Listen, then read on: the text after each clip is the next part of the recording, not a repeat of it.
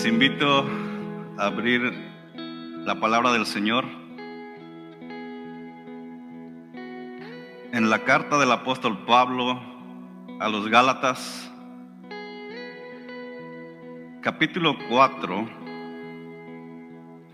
Estaremos dando lectura de los versículos 21 al capítulo 5, versículo 1.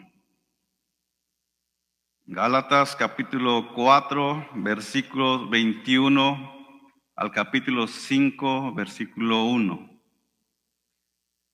Y la palabra del Señor dice de la siguiente manera: Decidme, los que deseáis estar bajo la ley, ¿no oís a la ley? Porque está escrito que Abraham tuvo dos hijos, uno de la sierva y otro de la libre. Pero el hijo de la sierva nació según la carne, y el hijo de la libre por medio de la promesa. Esto contiene una alegoría, pues estas mujeres son dos pactos. Uno procede del monte Sinaí, que engendra hijos para ser esclavos. Este es Agar. Ahora bien, Agar es el monte Sinaí en Arabia y corresponde a la Jerusalén actual, porque ella está en esclavitud con sus hijos. Pero la Jerusalén de arriba es libre. Esta es nuestra madre, porque escrito está: regocíjate, oh estéril, la que no concibes, prorrumpe y clama, tú que no tienes dolores de parto, porque más son los hijos de la desolada que de la que tiene marido. Y vosotros, hermanos, como Isaac, sois hijos de la promesa. Pero así como entonces el que nació según la carne persiguió al que nació según el Espíritu, así también sucede ahora. Pero ¿qué dice la Escritura?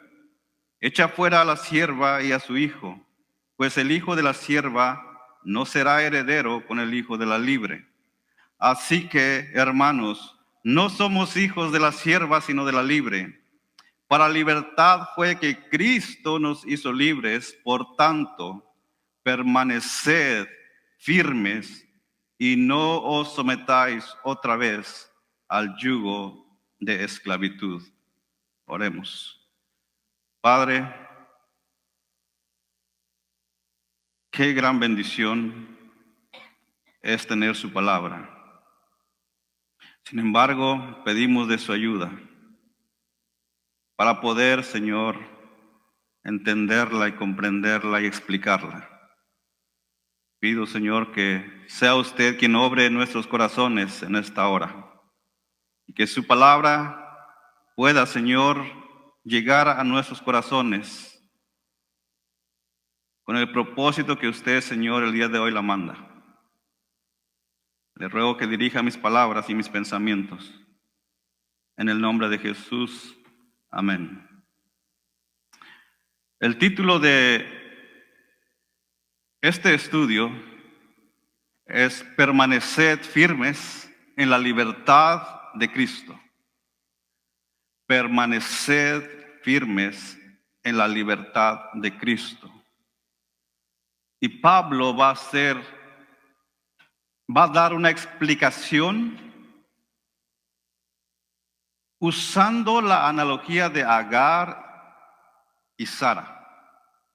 Va a hacer uso del Antiguo Testamento para animarnos y exhortarnos a permanecer firmes, para que el creyente comprenda que ha sido liberado de la esclavitud del pecado y como tal debe permanecer firme. Para permanecer firmes se necesitan convicciones profundas, raíces profundas. Si no hay raíces profundas, va a ser imposible permanecer firme ante la adversidad. Sin convicción, la firmeza se convierte en obstinación. En una obstinación vacía o en una postura que se desmorona ante la presión. Por eso es importante que nuestras convicciones estén firmes, estén arraigadas, cimentadas en la palabra de Dios. La convicción da propósito. La convicción guía la acción. La convicción sostiene en la prueba. La convicción produce estabilidad. Para permanecer firmes en la libertad que Cristo nos ha otorgado, es necesario estar convencidos que la justificación solo es posible por medio de la fe en Jesucristo sin las obras de la ley. Eso debe estar cimentado, arraigado en el corazón del creyente. El tema central de la carta a los Gálatas trata exactamente de la justificación por la fe sin las obras humanas, sin obras de la ley. Este no es un tema secundario, no es un tema que el creyente debe pasar por alto. Este es un tema que el creyente debe poner atención y debe creer lo que la Escritura dice para poder enfrentarnos a la adversidad que el mundo está ofreciendo. La justificación por fe libera al ser humano de la carga imposible de la perfección. Afirma que la salvación es un regalo, no una transacción, no es un cambio. La justificación es un regalo por parte de Dios para aquel que cree. Evita el orgullo espiritual y la comparación. Cuando entendemos que hemos sido justificados por medio de la fe, no hay nadie que pueda sentirse orgulloso de haber hecho algo para haberse ganado la salvación. La justificación por la fe motiva obras verdaderas como fruto, no como requisito. Nuestra vida debe ser una vida fructífera, no como requisito para permanecer en la justificación o para ganar la justificación, sino como un fruto natural de una nueva creación. La justificación por la fe afirma la suficiencia de Cristo. La justificación por fe declara que Cristo hizo todo lo necesario para nuestra redención. No hay nada que haga falta, no hay nada que sobre. Es perfecta. Y el apóstol Pablo en el capítulo 4 de su carta a los Gálatas hace un llamamiento a los Gálatas y a los creyentes de aquel tiempo y a los creyentes de nuestros días. Un llamamiento a la libertad, un llamamiento a permanecer firmes en la libertad que se nos ha sido otorgada. La libertad de la esclavitud de la ley. Los Gálatas son personas que han tenido un nuevo nacimiento.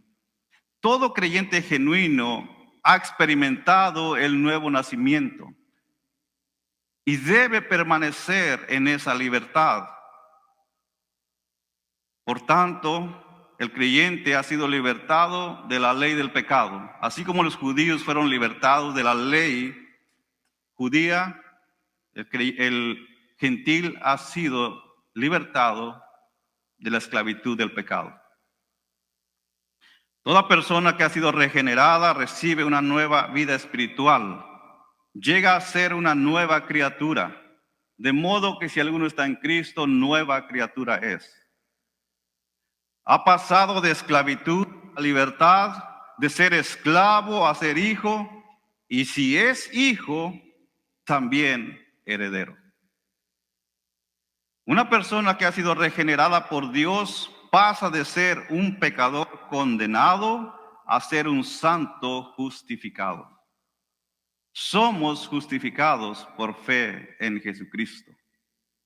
Dios nos mira como santos no por nuestras obras, mas por las obras de Cristo Jesús. De pecador a santo es la nueva identidad del cristiano. Y el cristiano genuino, el cristiano verdadero, es libre de la esclavitud del pecado. No lo digo yo, no lo dice una persona, lo dice la Escritura. Romanos 6:14. Porque el pecado no se enseñoreará de vosotros. Ya no tiene poder. El cristiano es libre de la condenación de la ley. Lo ha dicho Pablo en Gálatas 3:13. Cristo nos libertó de la maldición de la ley. Él tomó nuestro lugar. El cristiano es libre del temor de la muerte. Nosotros ya no tememos morir. Sabemos que la muerte es el paso a la eternidad. Y si usted ha estado los viernes, recordará que va a haber un suceso sumamente glorioso para el creyente y para el cuerpo del creyente llamado la glorificación. Y eso es lo que esperamos. Y que el Señor venga pronto, sí, que el Señor venga pronto. Pero mientras Él regresa, debemos permanecer firmes. Ahora el creyente es libre, pero es libre para vivir en el Espíritu, ya no para vivir conforme a la carne. El creyente ahora es libre para servir en amor, como lo dice Gálatas 5:13. No uséis la libertad como ocasión para la carne, sino servíos por amor los unos a los otros. Ahora el cristiano es libre para acceder a Dios como hijo. Antes no teníamos ese privilegio, ahora tenemos el privilegio de acercarnos al trono de la gracia. Cuantas veces la necesitamos, cuantas veces la deseemos, tenemos la entrada libre porque ya no somos esclavos, sino hijos. El creyente verdadero revela esa nueva vida, esa regeneración en una vida de santificación. No podemos decir yo soy creyente y seguir viviendo como antes vivía. No puedo decir yo soy un cristiano y seguir hablando de la misma manera que antes hablaba. He sido libertado de mi pasada manera de vivir, de mi pasada manera de hablar, de mi pasada manera de actuar.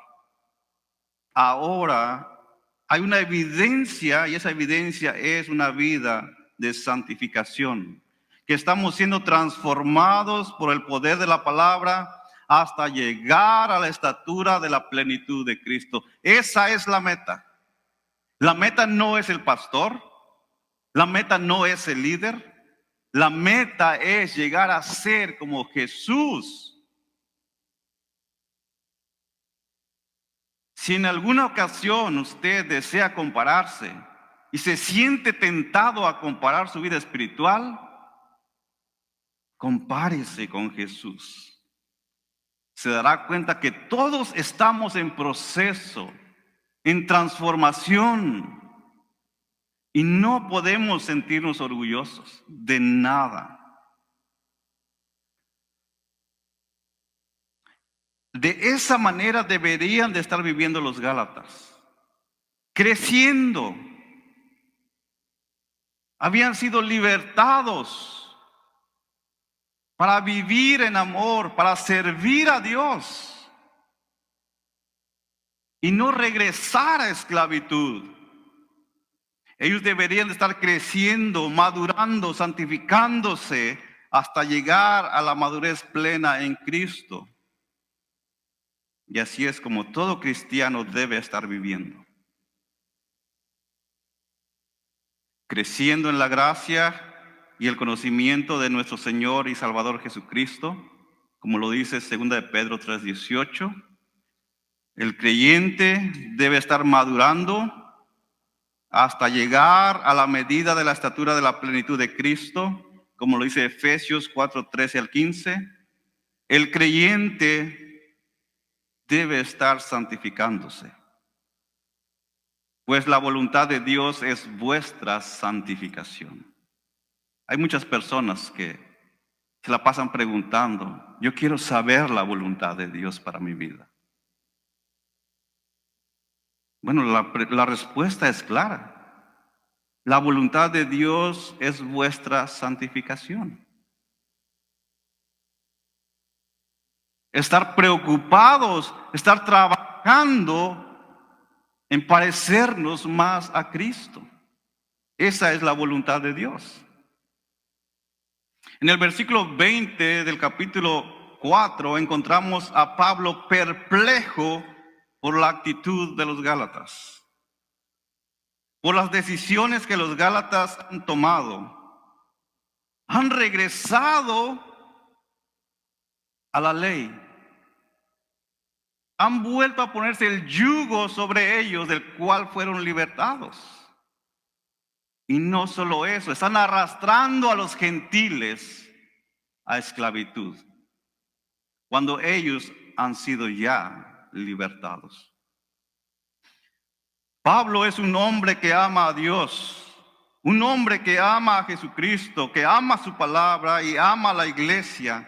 Y cuando el evangelio es atacado, Pablo lo defiende a capa y espada, como un soldado que guarda un estandarte en medio del combate, como un centinela en la torre de vigilia, como un padre celoso por la pureza de su hija. Ese es Pablo. Y ese debe ser la actitud del creyente.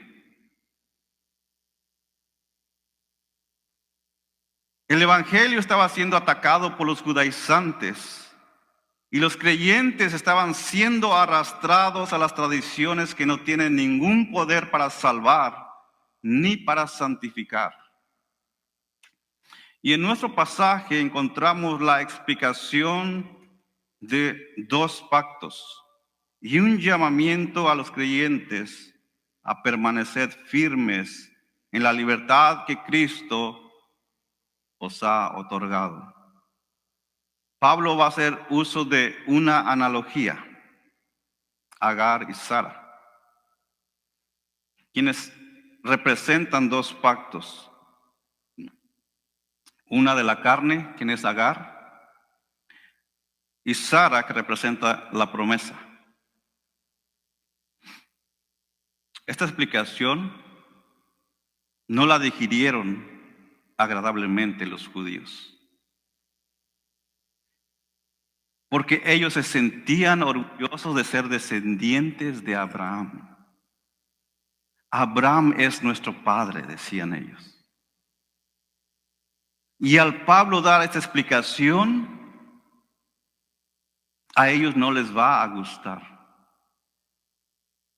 Porque lo que Pablo les va a decir, sí, pero recuerden que Abraham tuvo dos hijos. Uno que es Ismael por medio de Agar, el otro es Isaac por medio de Sara. Y ustedes, dice, son hijos de Agar, están esclavizados. Pablo está exponiendo y sigue exponiendo los contrastes entre la gracia y la ley, la fe y las obras, y guiado por el Espíritu Santo, va a hacer uso de una historia del Antiguo Testamento que la va a usar como una analogía, que va a servir como ilustración para dejar en claro de una vez por todas las distinciones que existe entre la ley y la gracia y entre los esclavos y los hijos.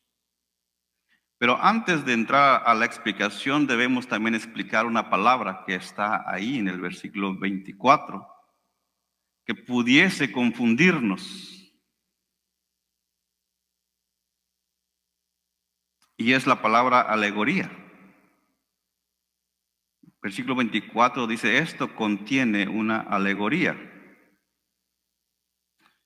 Y para no caer en confusión debemos explicar que la palabra alegoría es una transliteración de la palabra griega alegoreu. No es una traducción, es una transliteración. ¿Y por qué tenemos que decir esto? Porque hemos escuchado y sabemos que la Escritura no se debe alegorizar. ¿Y qué es alegorizar? Alegorizar es decir que la Escritura tiene un sentido más profundo, que hay que buscar una interpretación más oculta y que solamente algunos iluminados la pueden entender. Y Pablo no está usando ese tipo de palabra. Pablo está usando la palabra alegoreu, que simplemente en su definición clara y sencilla está hablando como una ilustración. Va a usar a Agar y a Sara como una ilustración, haciendo una analogía. Porque Agar y Sara existieron. La ley existió. Y va a usar toda esta ilustración para explicar que hay dos pactos. Una que produce esclavos como Agar y otra que produce libertad como Sara por medio de la promesa. Habiendo dicho esto, es mejor entender esto como una narración histórica y literal. Porque si usted va a Génesis, usted la va a encontrar ahí. La historia de Abraham, Agar, Sara, Ismael, Isaac, está ahí en el Antiguo Testamento. Entonces esta es una analogía de ilustración que Pablo va a hacer uso, porque ellos se sienten muy cómodos y muy orgullosos de llamarse hijos de Abraham. Y el diccionario define analogía simplemente como una similitud parcial entre características semejantes de dos cosas entre las cuales puede establecerse una comparación. Y eso es lo que Pablo está haciendo, comparando Sara, Agar y dos pactos. Uno que produce esclavos y el otro pacto que produce libertad y que da libertad. Entonces, el versículo 21 nos dice, decidme. Y ese decidme es un mandamiento. Díganme, háblenme. Ustedes judaizantes, también ustedes creyentes que han sido libertados. Háblenme, díganme. Los que deseáis, los que quieren estar bajo la ley, ustedes que han sido fascinados por los falsos maestros, háblenme, díganme, ¿no oís a la ley? ¿No saben lo que la ley está diciendo?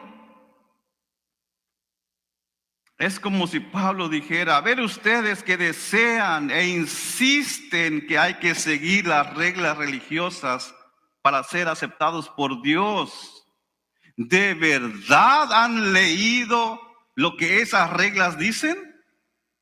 ¿O simplemente están yendo porque todo el mundo va? ¿Han entendido lo que ellas implican? Porque si ustedes quieren vivir bajo la ley, deben entender lo que en verdad la ley dice. Es como si alguien dijera en nuestros días, quiero agradar a Dios, así que voy a guardar el sábado, voy a seguir las fiestas judías, voy a asistir a todos los servicios y cumplir todos los mandamientos del Antiguo Testamento. Pablo le respondería, ¿estás seguro? ¿Estás seguro de lo que estás diciendo? ¿Has leído lo que exige? Porque si vas por ese rumbo, tienes que cumplirlo todo perfectamente. ¿No has escuchado lo que la misma ley enseña sobre su peso, sobre su propósito? Y mucha gente, muchos cristianos en nuestros días, es necesario hacerles esas preguntas. ¿En verdad piensas que la religiosidad te hace ver más santo? ¿O te hace hacer más santo? ¿Crees que por asistir a la iglesia te pareces más a Jesús?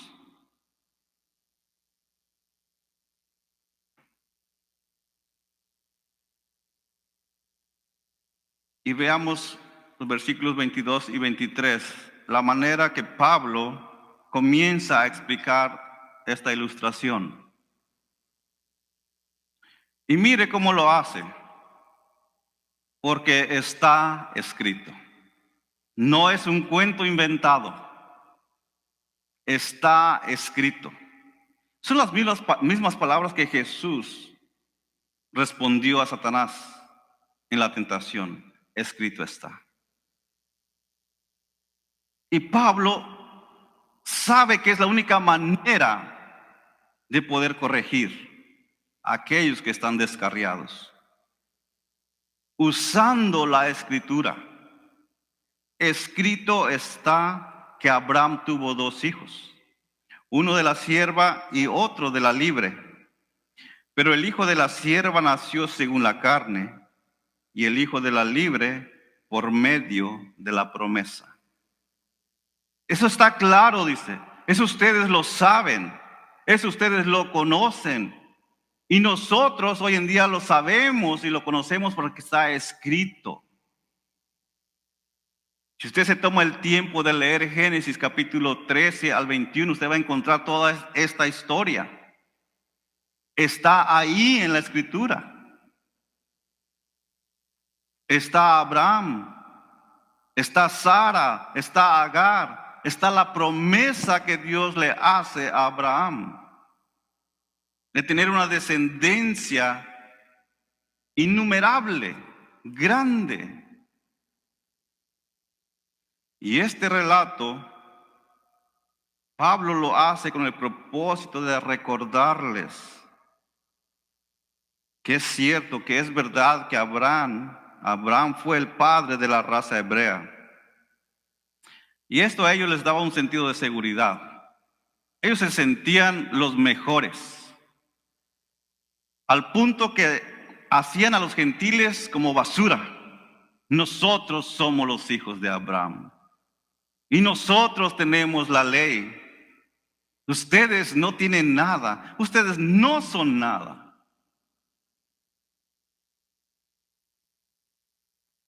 Juan el Bautista, al ver que muchos fariseos y saduceos venían hacia él para ser bautizados, les dijo, no presumáis que podéis deciros a vosotros mismos, tenemos a Abraham por padre, porque os digo que Dios puede levantar hijos a Abraham de estas piedras. Mateo 3:9. No se sientan tan orgullosos simplemente de decir somos hijos de Abraham, somos descendencia de Abraham. Y esto debe ser importante para nosotros entender que haber nacido en una familia cristiana, ya que algunos hemos tenido ese privilegio, no nos hace cristianos.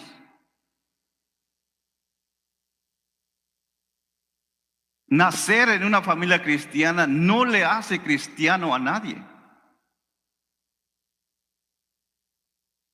Es necesario nacer de nuevo.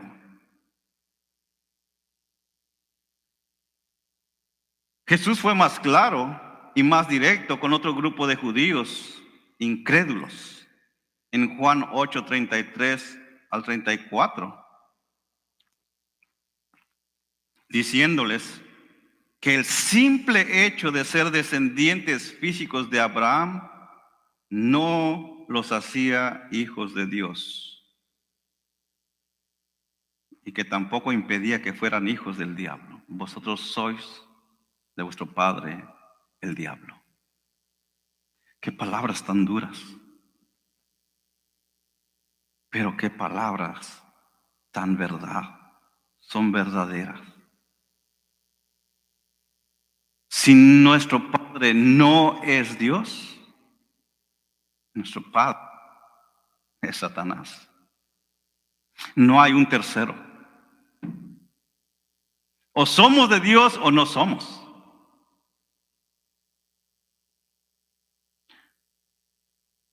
Con este contexto histórico, Pablo le recuerda que Abraham tuvo 2 hijos. Y estos hermanos, aunque eran del mismo padre, había diferencias entre ellos. ¿Cuál era una de las diferencias? Tenían madres diferentes. Una de ellas era esclava, una sierva egipcia. Esta es Agar. Y tuvo el primer hijo, que fue Ismael. El segundo fue Isaac, cuya madre fue Sara. 2 madres, 2 hijos. Y la ilustración que Pablo quiere resaltar de esta distinción entre los 2 hijos es dejar en claro que tuvieron madres diferentes. Porque los judaizantes se enfocaban simplemente en Abraham. Pero Pablo les dice, no se les olvide que Abraham tuvo 2 hijos y uno fue de una esclava. La otra fue de una libre, de la promesa. En el capítulo 13 de Génesis, Dios hace la promesa a Abraham de que su descendencia sería grande como el polvo del mar.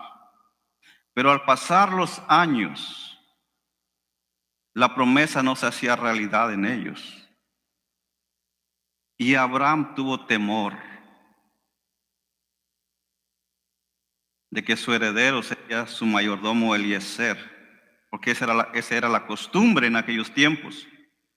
Sin embargo, Dios nunca olvida sus promesas. Y Dios reafirmó a Abraham lo que había prometido en Génesis capítulo 15, de los versículos 1 al 4, y en especial el versículo 4 dice, tu heredero no será este, tu heredero no será Eliezer, como tú estás pensando. Tu heredero no será este, sino uno que saldrá de tus entrañas, él será tu heredero. Puede imaginarse la angustia de Sara al no tener hijos. La cultura la miraba como maldita, porque las mujeres que no tenían hijos pensaban que estaban maldecidas. Y Sara la miraban de esa manera. Pero Dios había prometido un hijo a Abraham con Sara. Pero al pasar los años, el enemigo siempre va a tratar de que el creyente dude de la palabra de Dios. Mas, sin embargo, Dios es fiel en sus promesas. ¿Y qué sucedió cuando parecía que esto no sucedería en el matrimonio de Abraham y Sara? Sara tuvo un plan de convencer a Abraham, engendrando un hijo por medio de su sierva Agar. Este es el plan humano. Y en Génesis 16 vemos el nacimiento de Ismael. El nacimiento de Ismael fue según la carne. No fue el nacimiento de la promesa. Fue un nacimiento influenciado por una decisión humana. Porque fue motivado por deseos egoístas puramente humanos. Pero gracias a Dios que la historia no terminó ahí, sino que el nacimiento de Isaac fue cuando Sara tenía 90 años, cuando la promesa se hizo realidad.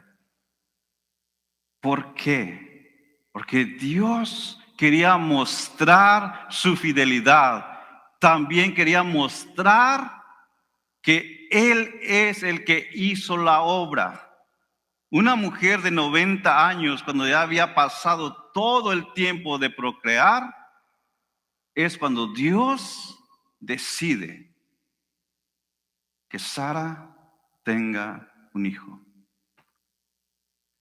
La concepción de Ismael representa el esfuerzo del hombre que es según la carne, mientras la concepción de Isaac representa el camino de Dios que es por la promesa. Y esto es lo que Pablo está explicando. Está recordándoles a los judaizantes y a los creyentes en Galacia. ¿En verdad ustedes entienden, saben lo que la ley dice? Si no recuerdan, déjenme explicarles. Y está haciendo esta explicación.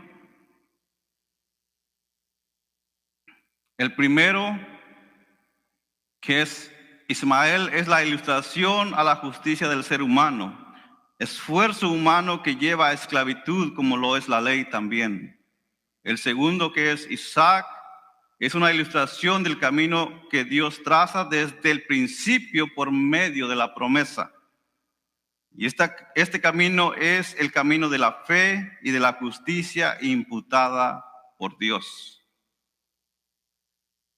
Ismael simboliza a todos aquellos que se creen suficientemente buenos y justos por méritos propios. Estos son todos judíos como gentiles que solo han tenido un nacimiento natural. Por el otro lado, Isaac simboliza a todos aquellos que no solo han tenido un nacimiento natural, sino también un nacimiento espiritual, al haber confiado en la obra de Jesucristo. Y es necesario entender esto. Un nacimiento natural no es suficiente para heredar el reino de los cielos. Es necesario tener un nuevo nacimiento.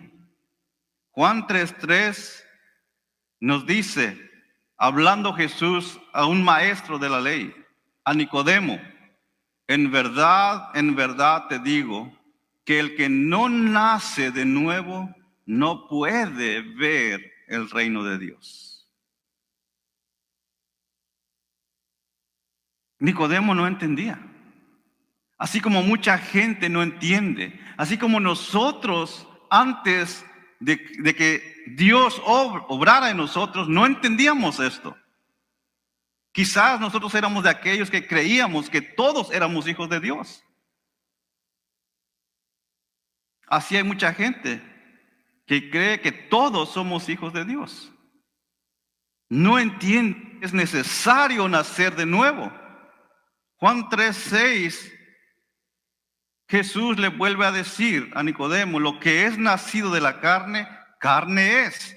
Y lo que es nacido del Espíritu, Espíritu es. El nacimiento espiritual es una obra del Espíritu Santo. No es por esfuerzo humano. Esto implica la regeneración, el acto de Dios por el cual Él implanta la vida espiritual en una persona que estaba espiritualmente muerta. Muerta a causa del pecado, como lo dice Efesios 2:1. Después de que Pablo ha explicado y ha dado este contexto histórico, va a pasar a explicar más claro lo que esto significa. Versículos 24 al 27.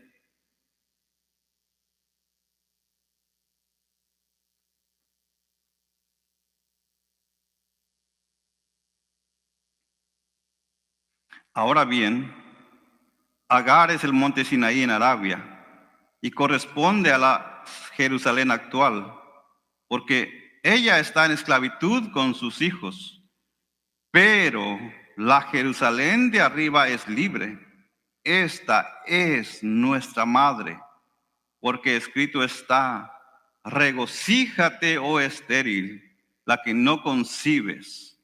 Prorrumpe y clama, tú que no tienes dolores de parto, porque más son los hijos de la desolada que de la que tiene marido.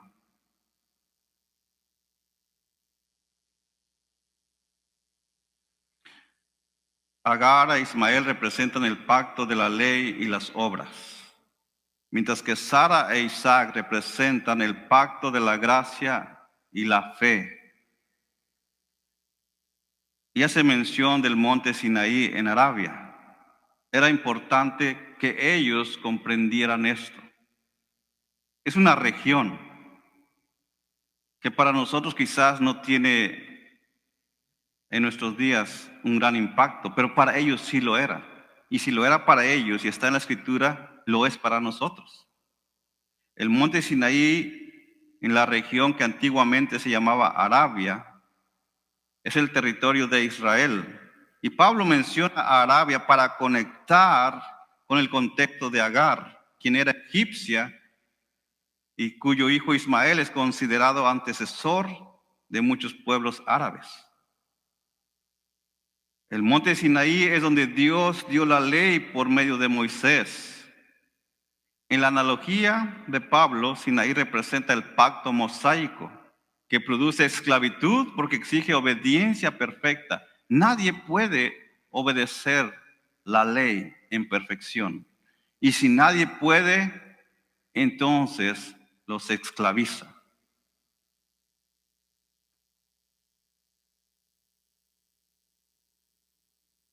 Pablo une a Agar con Sinaí para mostrar que ambos están ligados a la esclavitud.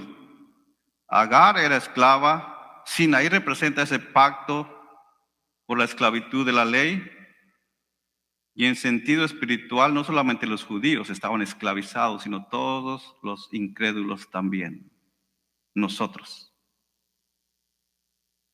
Todos los incrédulos del mundo están perdidos porque todos ellos son descendientes espirituales de Agar e Ismael, esclavos religiosos que siempre luchan para justificarse ante Dios. Siempre están deseando hacer obras. Y muchos llegan a las iglesias para calmar su conciencia, pensando que de esa manera ellos agradan a Dios. Y muchos entran a la iglesia y salen diciendo: ya cumplí, Señor, estoy bien. Pero eso no es verdad. La Jerusalén actual que Pablo menciona representa el sistema religioso judío en los días de Pablo, centrado en el templo, la ley mosaica y las obras. También representa que aún vivían bajo el antiguo pacto sin haber recibido la libertad en Cristo. Esto representa a los hijos de Agar, es decir, aquellos que buscaban justificarse por las obras de la ley, no por la promesa. Pero dice Pablo, pero la Jerusalén de arriba es libre. Esta es nuestra madre. Hay una distinción abismal entre ser esclavos y ser hijos. Éramos esclavos, pero hemos sido libertados. Jerusalén de arriba es la imagen celestial en contraste con la Jerusalén terrenal. Representa el reino espiritual donde reina la gracia, no la esclavitud de la ley. Es la ciudad de Dios, la morada de los redimidos, la comunidad de los hijos de la promesa. Filipenses 3:20 nos dice que la ciudadanía del creyente, del cristiano, está en los cielos, de donde también esperamos al Salvador, al Señor Jesucristo. Y es libre porque no está sujeta a la ley mosaica. Y es libre porque es el fruto de la promesa y no del esfuerzo humano. Así como Isaac nació por intervención divina, la Jerusalén de arriba es el resultado de la obra de Dios, no de obras humanas. Y los habitantes de Jerusalén celestial son libres de la ley, libres de las obras, libres de la esclavitud y libres de la carne. Antes de venir a Cristo, una persona es libre, pero para hacer cualquier cosa mala. Una persona es libre en cierto sentido, pero solamente para hacer cosas malas, para pecar. Pero no es verdaderamente libre para hacer lo que es bueno y recto ante los ojos de Dios. Y Pablo asocia la Jerusalén celestial con lo que dice en Hebreos capítulo 12, versículos 22 y 23. Vaya conmigo a Hebreos capítulo 12, 22 y 23.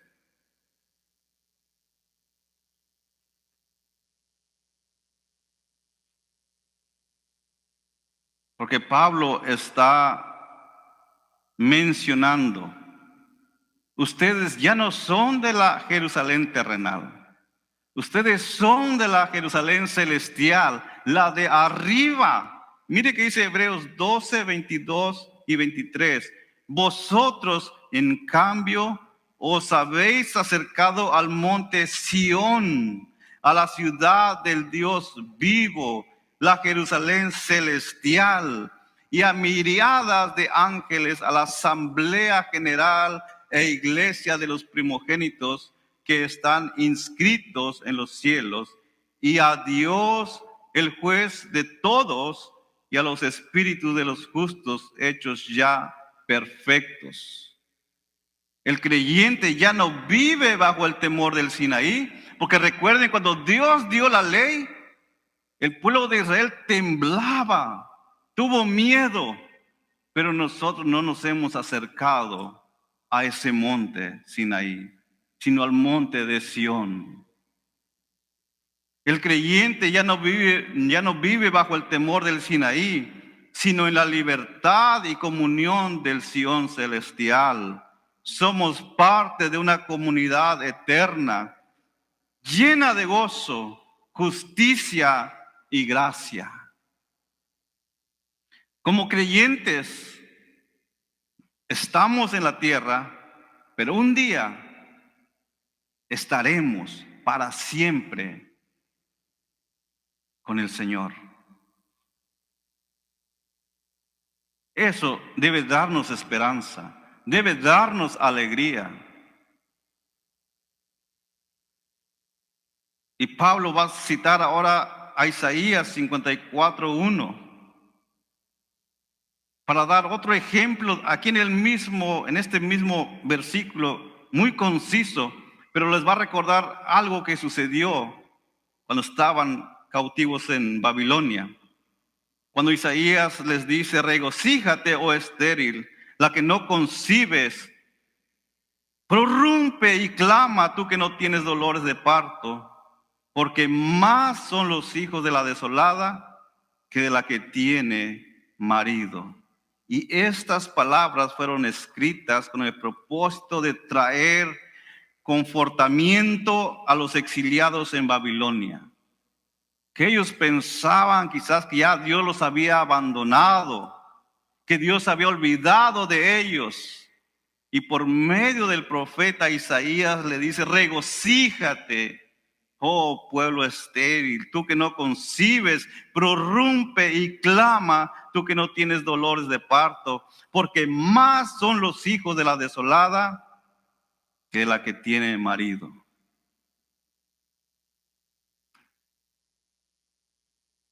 Y este versículo está aplicando a Sara, la mujer que no podía tener hijos. Su esterilidad parecía un obstáculo insuperable para el cumplimiento de la promesa que Dios hizo a Abraham. ¿Puede usted imaginarse a Sara pensando: Señor, tú has prometido a mi esposo un hijo, descendencia, pero mírame, estoy envejeciendo cada vez más y más? Parece que esta promesa no se va a cumplir en mí. Ayudémosle a Dios y pongamos a Agar. Quizás eso es lo que Dios quiso, pero Dios no había dicho eso. Y le recuerda este versículo cuando Dios también necesitaba el pueblo de Israel una palabra de esperanza cuando estaban cautivos en Babilonia. Y de la misma manera como la nación de Israel, que se encontraba bajo cautiverio en Babilonia, recibió mayor libertad y abundancia, también llegarían los frutos de la libertad espiritual a quienes padecían bajo la esclavitud de la ley y su castigo irremediable, la muerte.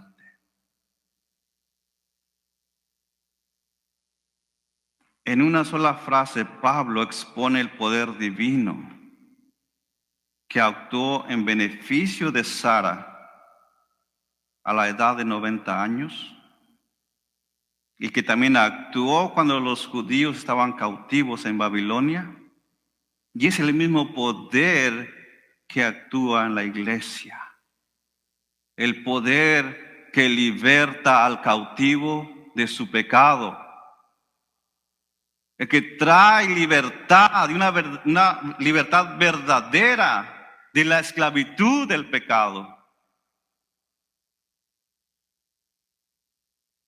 Entender esto, comprender esto, debe llevarnos a lo que dice el versículo 28 al 5:1. Pablo va a hacer ahí la conjunción lógica: y vosotros. Así que ustedes, hermanos, como Isaac, sois hijos de la promesa. Pero así como entonces el que nació según la carne persiguió al que nació según el Espíritu, así también sucederá ahora. Pero ¿qué dice la Escritura? Echa fuera a la sierva y a su hijo, pues el hijo de la sierva no heredará con el hijo de la libre. Así que, hermanos, no somos hijos de la sierva, sino de la libre. Para libertad fue que Cristo nos hizo libres. Por tanto, permaneced firmes y no os sometáis otra vez al yugo de esclavitud. Los creyentes son hijos de la promesa, hijos de Isaac. Son los hijos de Isaac espiritual, porque no hemos hecho nada, no hicimos nada para merecérnoslo. Fue obra de Dios, fue obra del poder de Dios. Los creyentes son como Isaac, nacidos por intervención divina. no por esfuerzo humano. Y Pablo, él es persistente en estar recordándonos una y otra vez más que la salvación solamente es por gracia y no por obras que el ser humano pueda hacer. Ustedes son hijos de Isaac, de la promesa, y no de Ismael, de la carne. Pablo termina esta ilustración mencionando las implicaciones para los creyentes. Y la primera implicación quizás no nos guste, porque la primera implicación es que tendrán persecución.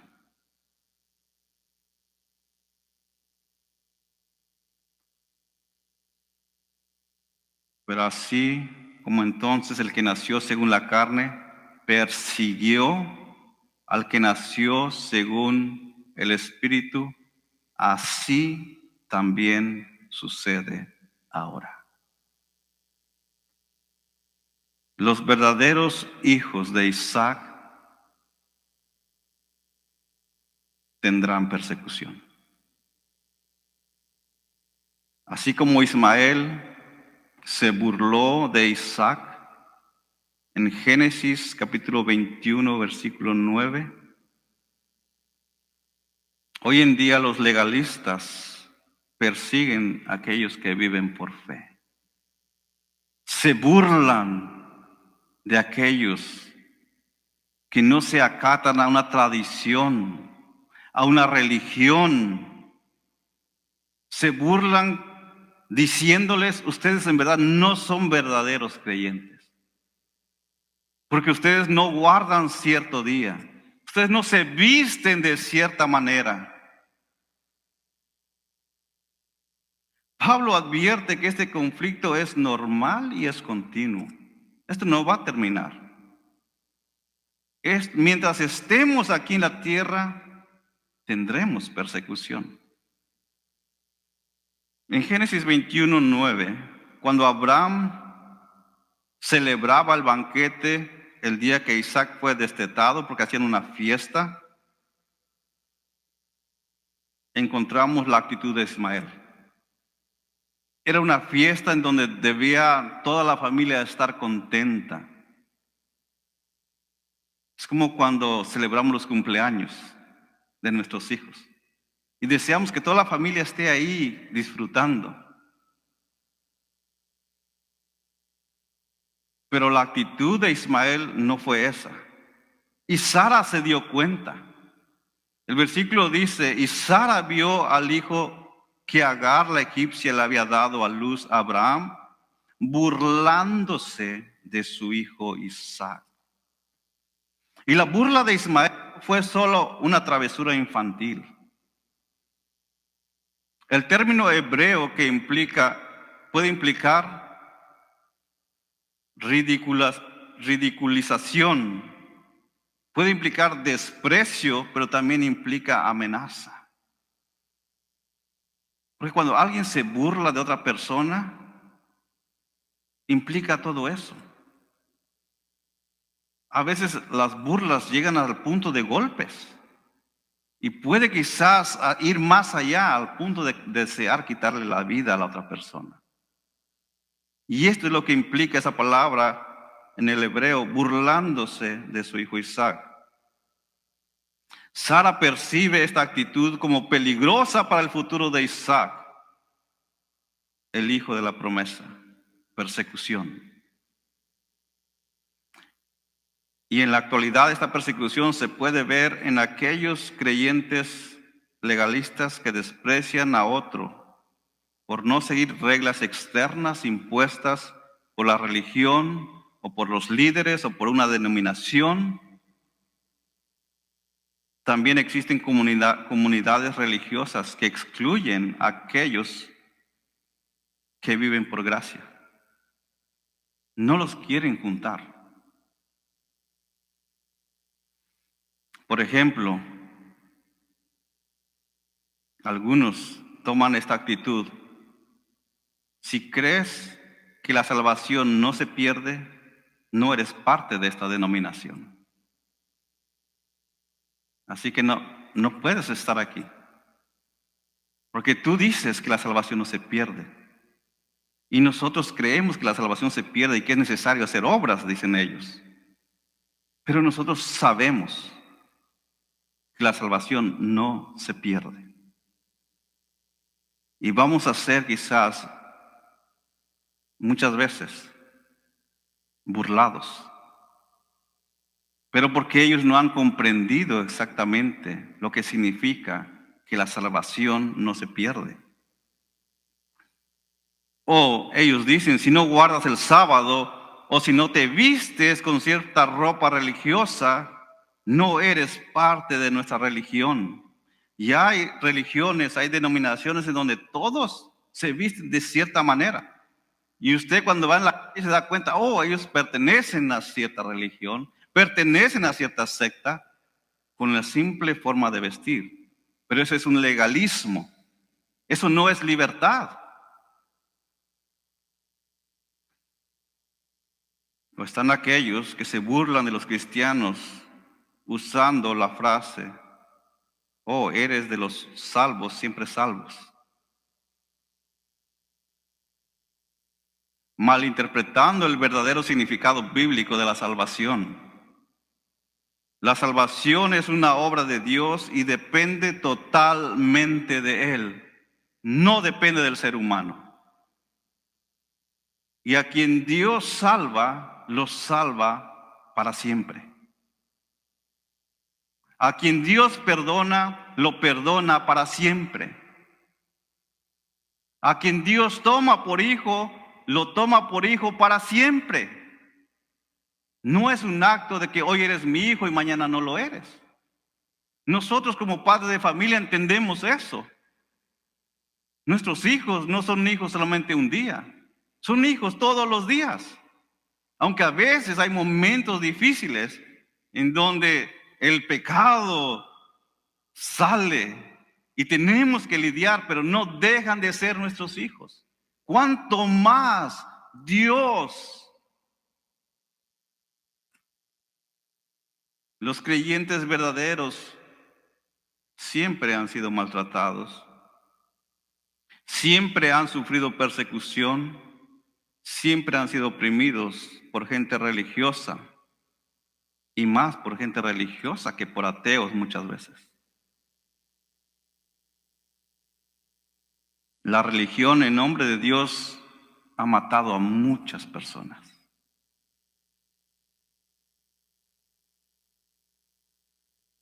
Una segunda implicación que nos muestra el texto es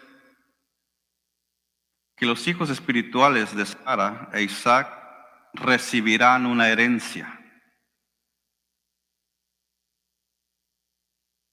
la cual los hijos de Agar e Ismael nunca la tendrán. Por tanto, ya no eres siervo, sino hijo, y si hijo también heredero por medio de Dios, Gálatas 4:7. Los hijos de Agar nunca tendrán una herencia, como lo leemos en Mateo 7:22 y 23, y muchos me dirán en aquel día, Señor, Señor, ¿no profetizamos en tu nombre? Y en tu nombre echamos fuera demonios, y en tu nombre hicimos muchos milagros. Y entonces les declararé, jamás os conocí, apartaos de mí los que practicáis la maldad. Estos son los descendientes de Agar. Estos son los descendientes de Ismael, que siguen esclavizados. Mateo 25:41 nos dice lo siguiente. Entonces dirá también a los de la izquierda, apartaos de mí, malditos, al fuego eterno que ha sido preparado para el diablo y sus ángeles. Solamente los descendientes de Isaac recibirán herencia. Y la tercera implicación tiene que ver con vivir con fidelidad, vivir en fidelidad para con nuestro Señor. Permaneced firmes y fieles, y no os sometáis otra vez al yugo de esclavitud. El creyente que es descendiente espiritual de Isaac es libre. Hemos sido libertados. Las cadenas han sido rotas. Pero aunque somos libertados, aunque somos libres, tenemos una obligación. Tenemos la obligación de vivir con fidelidad para con aquel quien nos libertó. Y ese es Jesucristo. Después de que Pablo ha dado la explicación y usando la analogía de Sara y Agar, hace este llamamiento a los Gálatas, pero también ese llamamiento a nosotros, a permanecer en la libertad que Cristo nos ha otorgado. Pablo les está diciendo, ustedes Gálatas son libres, son descendientes espirituales de Isaac. ¿Cómo es que desean regresar a estar una vez más bajo la ley?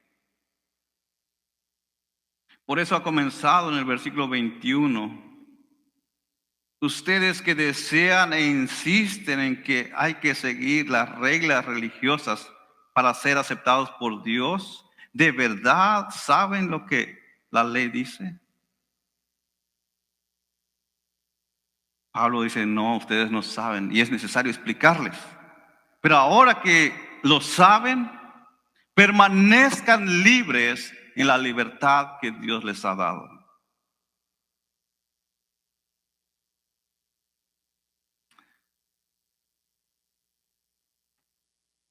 Así como cuando un buey es soltado y no se vuelve a poner el yugo con que ara la tierra, nosotros tampoco volvamos al yugo de la esclavitud. No más. Ya no más a las reglas. Vivamos en libertad, pero usemos esa libertad correctamente para servirnos los unos a los otros. Como cristiano no vuelva a vivir como si su relación con Dios dependiera de cumplir reglas. No asista a las reuniones para cumplir. Asista a las reuniones porque desea estar con los hermanos, porque desea escuchar la palabra, porque desea crecer en el conocimiento del Señor. Y no se deje atrapar otra vez por sistemas que le hagan sentir que debe ganarse el amor de Dios. El amor de Dios no se vende. Cristo ya rompió las cadenas que nos tenían atadas al pecado y a la ley. No vuelva a ponérselas por miedo o por culpa o por tradición. Volver al legalismo, volver a la ley, volver a las reglas es como pedir que siendo libre lo encarcelen otra vez. Permanezcamos firmes en la libertad que Cristo nos ha otorgado. Oremos. Padre, le damos gracias por su palabra, por su amor, que por medio de su amor, usando su palabra, nos muestra nuestro estado en el cual ahora todo creyente vive. Ayúdenos, Señor, a permanecer firmes, fieles en esa libertad. Y ayúdenos, Señor, a hacer el propósito por el cual usted nos ha libertado. Para seguir creciendo en santidad. Para predicar y compartir, Señor, este gran evangelio. amándonos los unos a los otros, sirviéndonos los unos a los otros y no volviendo una vez más a esclavizarnos con leyes o normas religiosas. Gracias por su palabra. En el nombre de Jesús, amén.